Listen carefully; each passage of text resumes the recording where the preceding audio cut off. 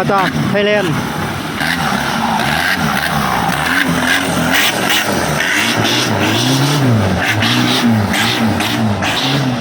สุดยอดต้องพุ่งครับ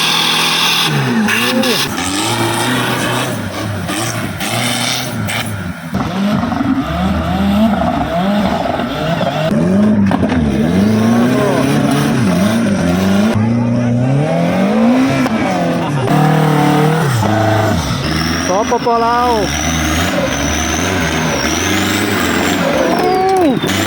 ตรงนี้เอาใจช่วย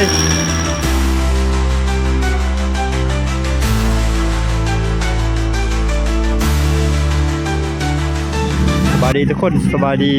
วันที่3เนาะวันนี้นะการแข่งขันวันที่3แล้วก้าวสู่วันที่3แล้วก็วันสุดท้ายวันนี้นะคือว่าคันนี้บรอดเนาะถึงกับใช้รถไถดีลากออกไปเลยเนาะการแข่งขันออฟโรดอยู่ที่สนามหอพิพิธภัณฑ์ท่านมากไข่ขับพิทูลเมืองซีโปนแขวงสระเขตจะมี4ประเทศเข้าร่วมลาวไทยเวียดนามกัมพูชาติดตามรับชมบรรยากาศพร้อมกันเนาะวันนี้ก็ถือว่าดูเดือดที่สุดเลยทุกคนเลยวันนี้เป็นมือซิ่งชนะเลิศซิ่งแชมเปี้ยนลากไปแล้วนี่ก็ถือว่าท่านผู้ชมนี่กองส้มกองเสียก็มาเต็มเพียบเลยทุกคนเลยทางนี้ก็เต็มเลยก็จะมีหลายสนามด้วยวันนี้แข่งขันกันหลายรายการเลย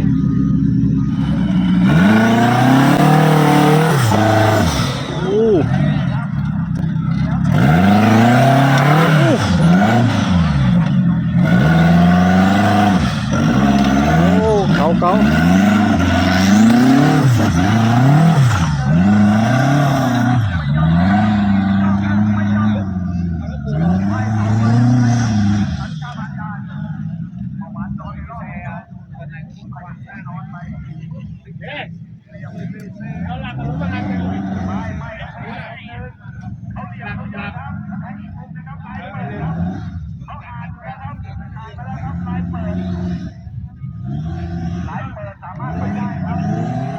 สีส้มนักแข่งจากประเทศไทย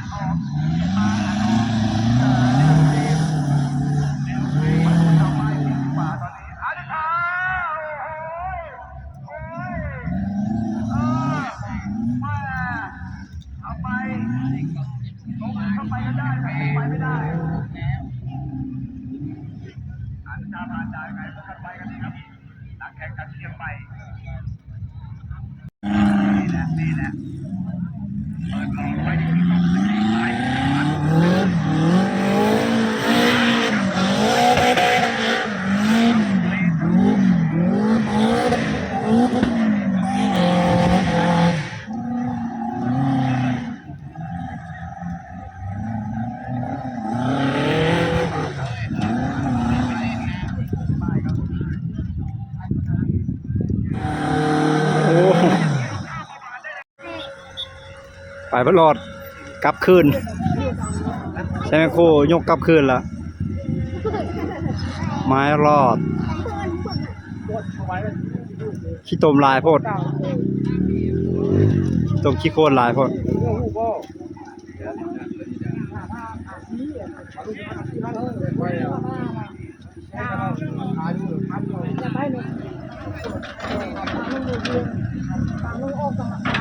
หมดเวลาครับ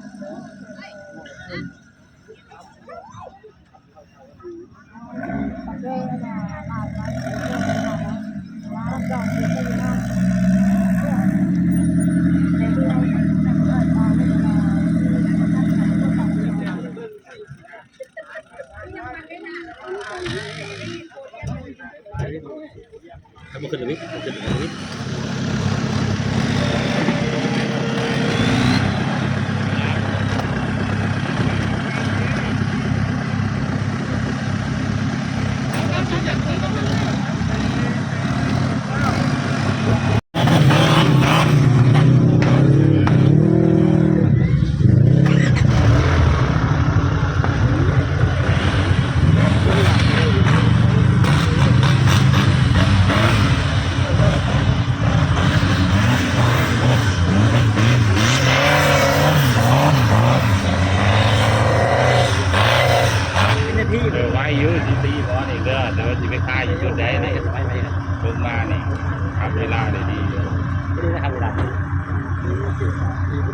ตัวไหนใครอย่าง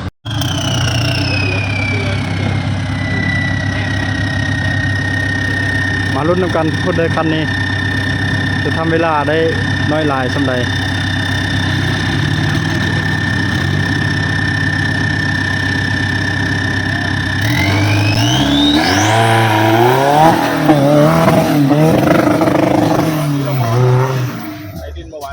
เห็นแต่ควัน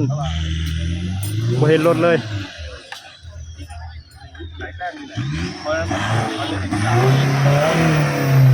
ขอให้มันจะไปหัวก็ไปหัวเลย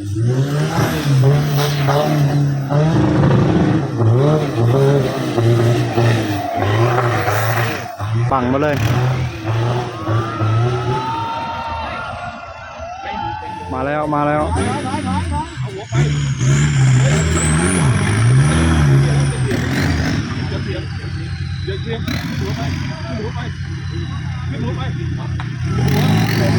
ครับ2.42 นาที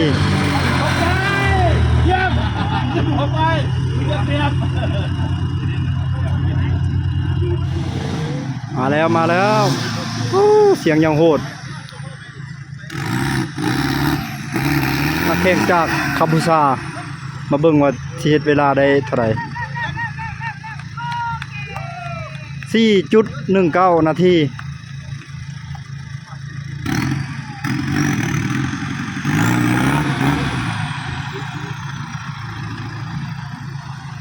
คันนี้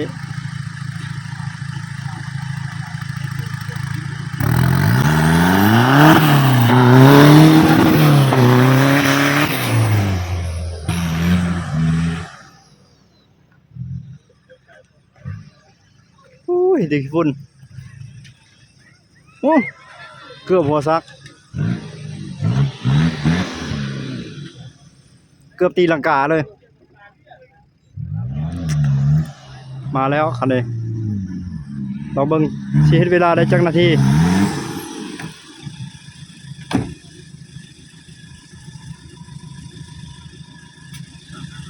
3.52 นาที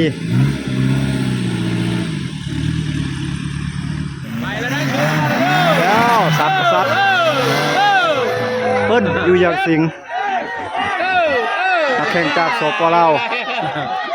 คันนี้แห้งสุดๆมันมีคันนี้แล้วก็คันสามกษัตริย์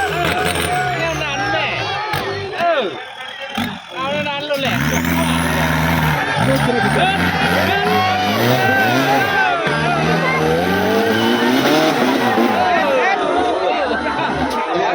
ขอใจเย็นๆโอ้โหจบแล้วจนมาต้องได้อีกใจเย็นๆหน่อยมวยเจ็บได้กรรมการอยู่ในคณะเขาเนาะเขามีโอ้โห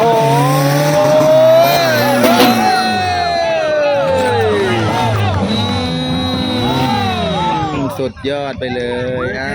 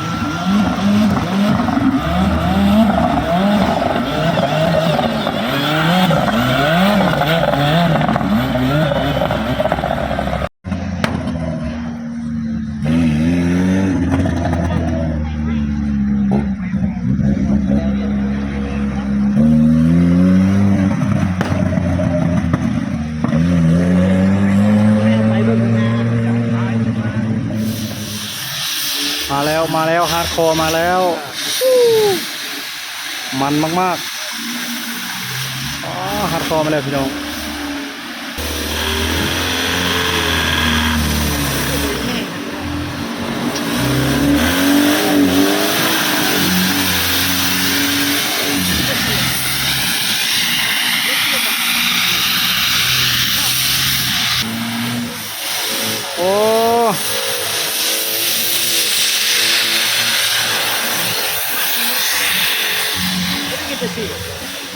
คือแบบรถคาดเบิดเนาะ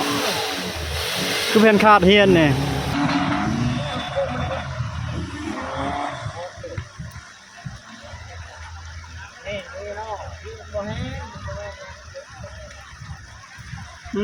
จูบหัวซักลง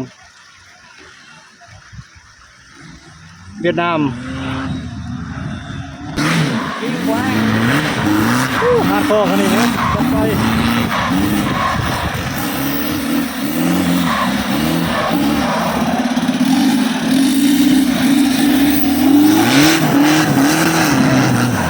โอ้ครับ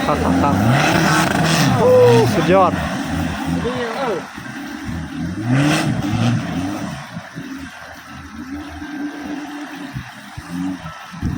แห้งเลย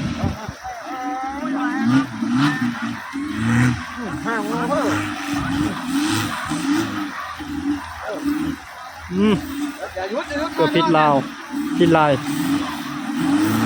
เกือบพิษลายไป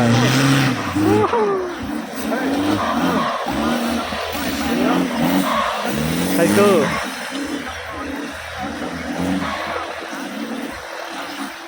หลอดเสยกดเลขคอร์ดประทันสมกิจเลยหลอดเสยคันนี้มาแล้วแข่งจากศพบ่เรา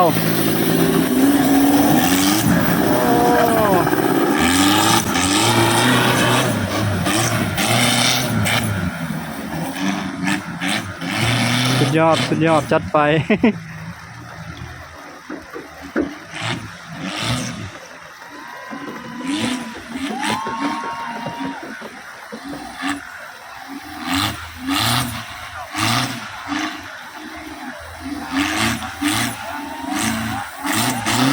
แห้งดีสุดยอดเลยเครื่องแห้งดีขนาดเลย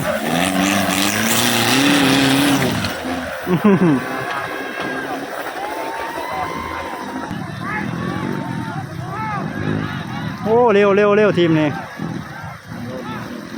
ไวดีทำเวลาได้ดีโอ้สบายเลยคันนี้โอ้เก่งหลายเก่งมาก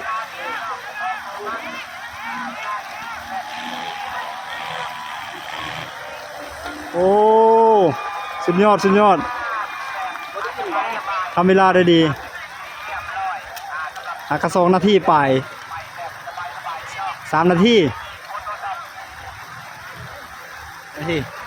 กระ3 นาทีนักแข่งจากสปลาวรถก็แห้งดีนะนี่แหละเขาว่าเครื่องแห้งเลย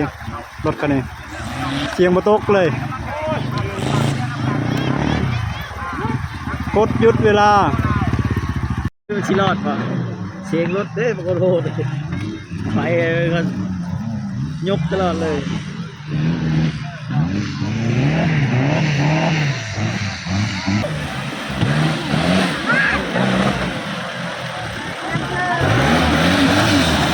โอ้ลากสายวินเลยแข่งจากไทยแลนด์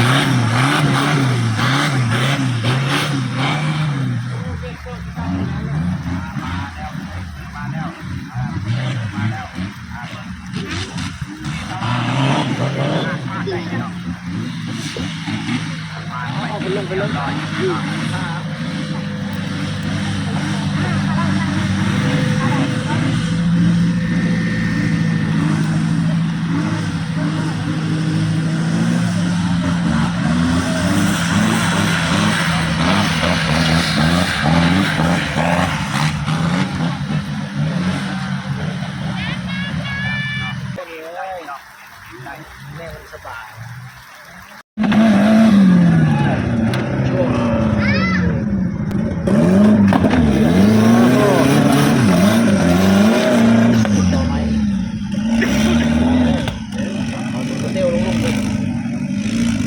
โอ้ไปข้ามโขดนั่นเนาะ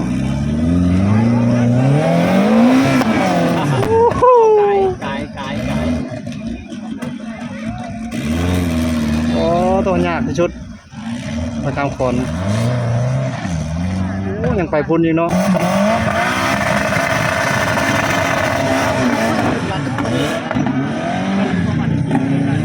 สียงบ่ตกเลย อยากให้เขาขี่อย่างเงี้ยเขาไม่ขี่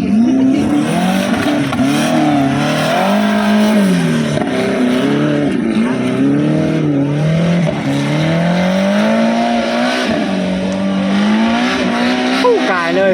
คือกายโค้ง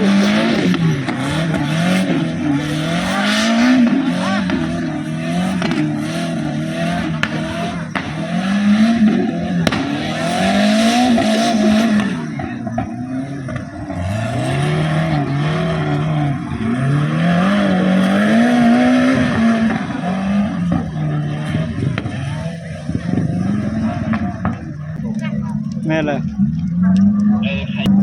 เดี๋ยวนะน้องน้ำมัน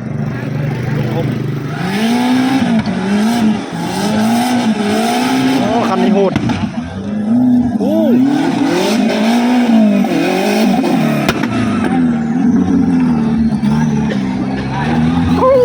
โหดจัดคันนี้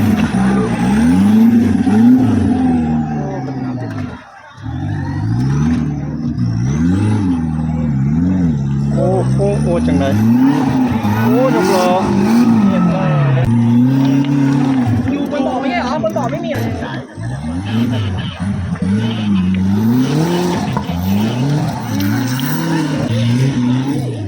ไม่เดี๋ยวพี่ใหม่เหรอถ่ายทันได้ไหม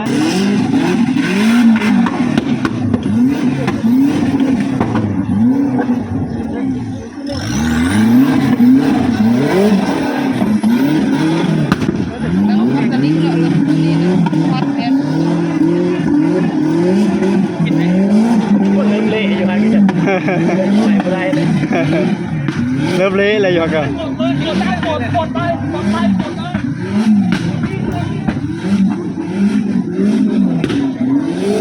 โอ้ติดอีกแล้วโอ้ โอ้ยสาวเจอวินเบิดเลยนะ กองเชียร์นี่มาแต่วันใดได้ทีมนี่เมืองพีนเนาะโอ้สาวผู้ไทยเมืองพีนเชียร์ทีมไหนมื้อนี้บ่เชียร์หมดปุ๊บมาเลยนั่นกองเชียร์ซีโปนอ่ะนะเบิ้งคันเหลืองเนี่ยเบิ้งสิโหดซะเลย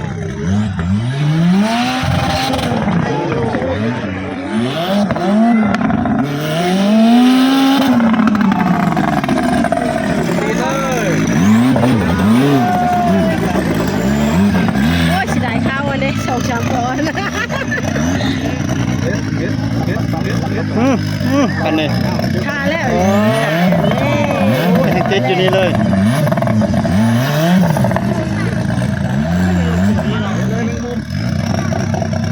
ของไม้ล่ะ โอ้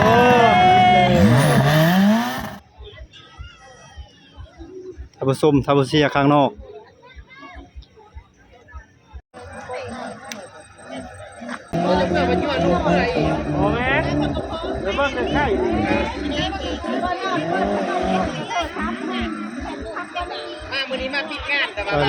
แล้วไปคาอยู่หั่นนี่แหละติดลมอยู่หั่นโอ้วิดเสืออยู่นี่อ๋อแข็งทีดิผ่านได้เฉยโอ้โธ่ผ่านได้เฉยแข็งใช้บัตรนี่ คันเมื่อกี้ติดบัดนี้ผ่านได้เฉย มีไหนกลับมาแล้วมันล่างรถไหนมาดิเฮ็ด รถจนงามเลยรถอ่ะขี้ตมขี้โคลนออกไปเลยไปลุยน้ำอยู่หั่นกดหยุดเวลา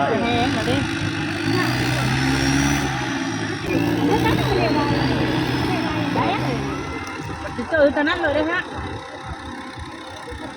ไปรุ่นนั้นเลยได้เฮ้ยรุ่นนั้นเลยได้กระเทินเลยได้เนาะแต่มันโบตับนะได้เนาะเฮ้ย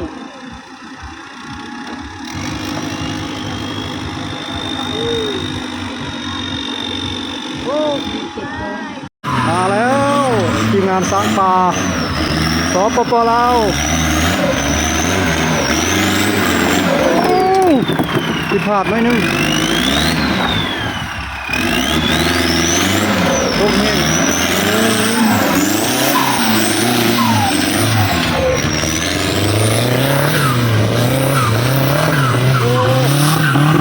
แห้งคักเลย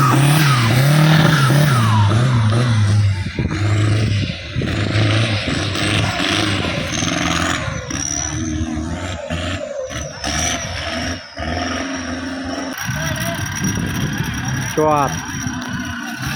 ไปผ่านหนองโคตรนี้ได้ถือว่าสุดยอดเลยโอ้เอาใจช่วยเบิ้นน่าจะรอดเนาะเบิ้งจังหวะเด้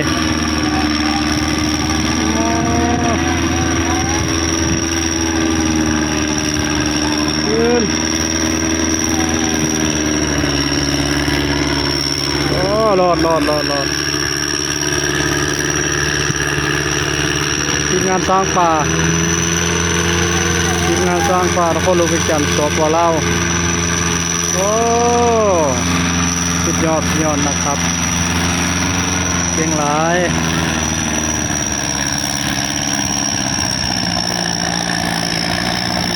รอดแล้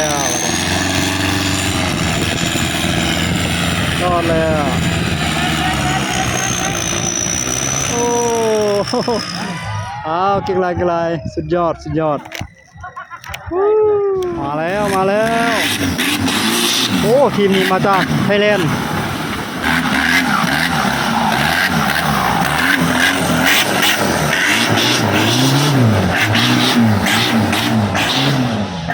ดับไปเบิ้ง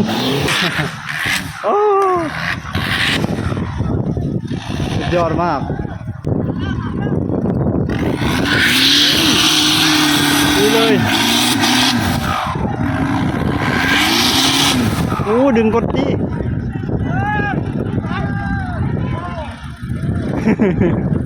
ใจเกินร้อยนักรบไทยใจเกินร้อย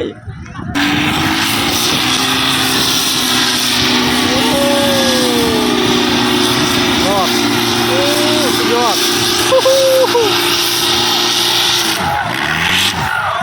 โอ้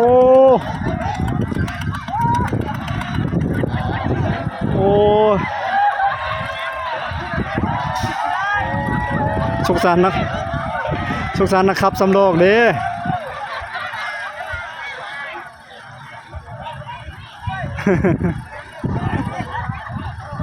จมคักจมแน่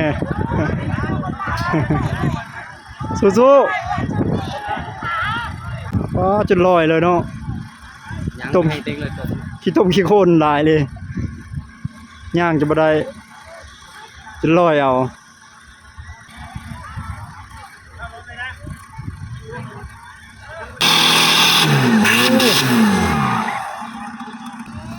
แมคโครมาแล้วแมคโครเข้ามาแล้วบัดนี้หมดเวลาพอดี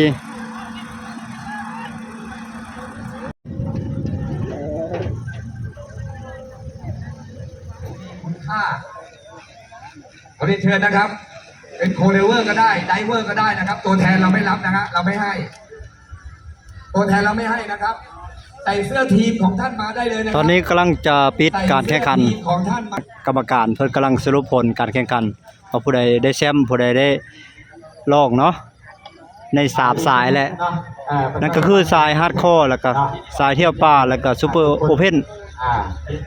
เดี๋ยวมาลุ้นนำกันทุกคนเลยตอนนี้เวลา 5:00 นเขามาแข่งท่านใด